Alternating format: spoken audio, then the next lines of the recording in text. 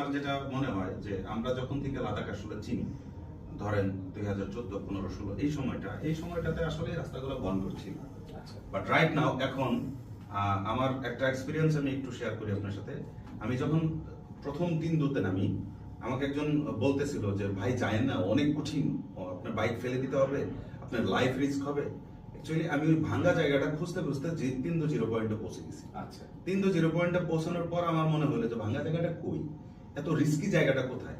Exact Ladakh আমি এই ভাঙ্গা রাস্তা খুঁজতে খুঁজতে এবং এই ডেঞ্জারাস রাস্তা খুঁজতে খুঁজতে আমি লাদাখ পৌঁছে গেছি। আচ্ছা, এখন রোড কন্ডিশন গুলো এত ভালো যে আপনি অ্যাডভেঞ্চার ফিল নেওয়ার ওইরকম সুযোগ পাবেন না।